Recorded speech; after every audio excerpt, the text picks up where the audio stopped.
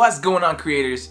It's your boy Midas, and today I'm going to be talking about this lens right here, the Sigma f1.4 16mm wide-angle EF-M lens for the Canon EOS M50. So this lens was designed specifically for the Canon EOS M50. There is an equivalent for a micro four thirds and Sony E-mount camera. So basically, if you have a mirrorless camera, you know, a Sony a6300, a6500, a6400, you know, or just the Canon EOS M50 like I do, then you want to make sure that you have this lens, especially if you're shooting, you know, vlogging videos, YouTube videos, Instagram videos, because I have a fitness page. It's the reason why I got the whole setup in the first place. You know, this is my second lens or third lens because the camera came with the kit lens, which is, you would outgrow that lens pretty quickly. Honestly, I couldn't use it for that long, so it was gone in the first week. Not gone, but like I just don't use it.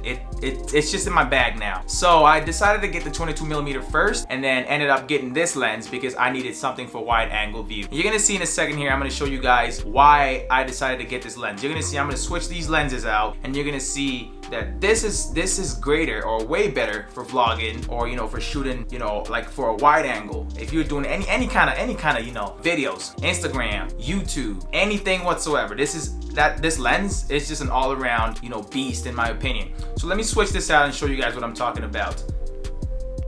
Okay, so I've switched out both lenses now. So I've got the 16mm, which is the lens I'm reviewing in this video. I've got that on right now. And as you can see right now, there's a lot more that can be seen in this or with this camera. There's a wider angle, you know. This lens comes with a 67mm thread size. So basically that means that it can only take ND filters that are, you know, that same thread size. So 67mm. You can definitely use a stepper ring, like a step up ring or a step down ring to get to that. It's honestly easy if you get a variable ND, which is something else that I will talk about in a different video. But for this video, we're talking about this lens. So next thing I want to talk about is the incredible low light performance and ultra fast maximum aperture with its f1.4 aperture and increased control of the depth of field for selective focus control. So basically this lens is amazing in low light condition. I don't know if you guys noticed, but this room became a little bit brighter, and I have the ISO set to 100, which is basically at the lowest setting for ISO. I have it at f1.4 as well, which is pretty much the lowest setting for, you know, the best low light setting, the best low light setup. If you wanted to, you know, shoot in a low light scenario, then you would want to have it as low as that.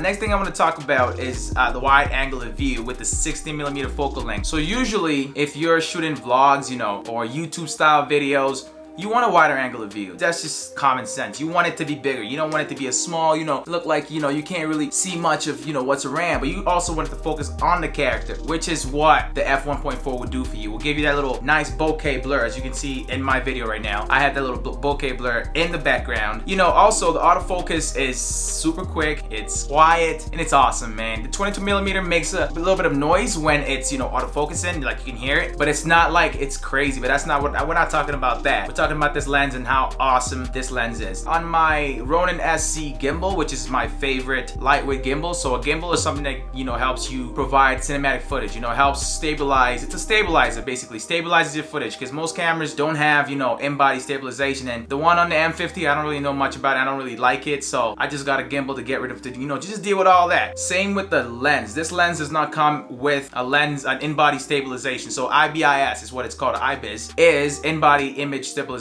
So usually some lenses do come with it, but it's not common to see this with like a prime lens, which is what this is. So a prime lens is usually a lens that's, you know, locked into one focal length. Like this is locked into 60mm. It cannot zoom. That's what you call a zoom lens. Can be zoomed in or out, but a prime lens just stays the same. Basically, this thing weighs about 405 grams, which honestly, it's not that heavy. There's other lenses out there that are, you know, they're bulky. They're a lot heavier. This is not light as well compared to like what I'm coming from. The 22mm f2 lens is just super light. It's a pancake lens. They call it a pancake lens for a reason. I'm just gonna show you guys what I'm talking about in a second here. So this lens right here, the 22mm f2.0 lens, is what you would call a pancake lens. So it's all about what you need your lenses for. So you want to have multiple lenses eventually, so you can have, you know, different lenses for different situations. What I did was I got the 22mm lens first because I wanted to have something that was kind of in between, and this lens was not out by the time I got that. So when this lens came out, I picked it up, you know, a couple months after it released, because it also released with the 32 or 30 millimeter and the 56 millimeter, which are, you know, different lenses with different, you know, focal lengths as well. But they're also pretty good. If this one's as good, I'm pretty sure those ones will be just as good. But this is the best one in my opinion, because it gives you the best bang for your buck. You can do a lot with this, a lot. The next thing I want to talk about is the price. It cost me about $548.90 Canadian dollars when I got this, and that was at the time of purchasing this. I'm not talking about right now. I don't know what it is right now. It probably is the same, because I just recently purchased this, so it's probably still the same price. It is about $399 American, and if you're interested in buying this lens or you want to get it, there will be a link in the description for you to click on. And I'm not getting paid to do a review of this lens. I'm just doing it because I think it's an awesome lens. And if you go ahead, if you wanted to buy this lens, make sure you buy it using the affiliate link in the description. That way you can support this and you can help me grow better on this channel, because I want to bring more content to you guys. The only issue I have with this lens is the fact that it's a little too heavy, you know, so it doesn't really balance vertically on my gimbal. But my gimbal is for lightweight cameras and lightweight setups, so I'm not really mad. And I don't really need it to balance vertically, because I can hold it vertically if I need to take a picture or a shot or a video. But it can balance horizontally, which is the main reason why I bought it, to shoot horizontal, you know, YouTube fitness videos. Because I already have my setup for Instagram, which is most of my 22 millimeters, what I'm going to be using with my gimbal. It's pretty smooth. And if you're interested in fitness, you want to check out my work on Instagram, make sure you check out at tmm.midas right up there, and I can promise you will not be disappointed. If you're interested in fitness, that is, or, you know, living a healthier life, or you just want to see my work, what I do with all these, you know, tech. So that's basically it with that. This Sigma lens as well is pretty well made. I'm telling you, like, you'll notice some lenses feel plasticky and, you know, not that well made, like the 50 millimeter Nifty 50. Everyone's using it. Everyone's used it. It's the cheapest lens. Basically, it's almost like getting the best bang for you. That's the best bang you can get for your buck when it comes to lenses. It's about $130. It's the cheapest one. Everyone should have that lens eventually, because it's super cheap and you can use it for a lot of B-roll footages, because it's like a zoom lens. Not a zoom lens, more like